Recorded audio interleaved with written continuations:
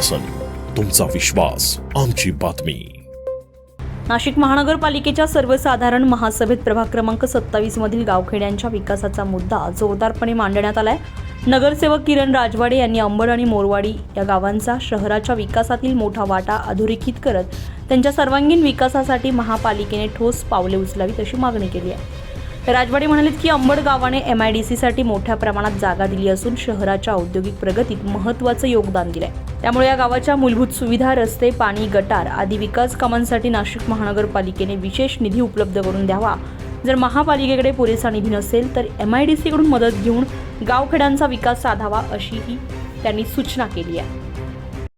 Madam, Ambad गावाने MIDC साठी जागा दिलेली आहे। पूर्ण अंबड MIDC त्याच्यावर बसलेली आहे आणि दुसरं आहे मोरवाडी गाव, त्याच्यावर श्रीहस्तनगर सिडको हा वसलेला आहे।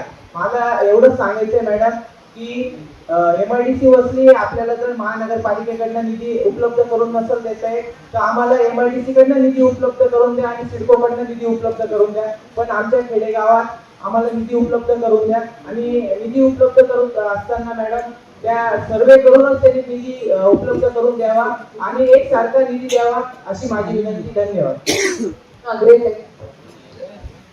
दरम्यान नाशिक महानगरपालिकेतेच नगरसेवक किरण राजवाडे यांनी आदिवासी जननायक राघोजी भांगरे तसेच साहित्यरत्न अण्णाभाऊ साठे यांच्या प्रतिमा लावण्याचा प्रस्तावही मांडलाय।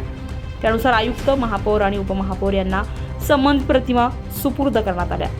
महासभेत मांडलेल्या या मुद्द्यांमुळे प्रभागातील गावखेड्यांचा विकासाचा प्रश्न पुन्हा एकदा चर्चेच्या केंद्रस्थानी आलाय।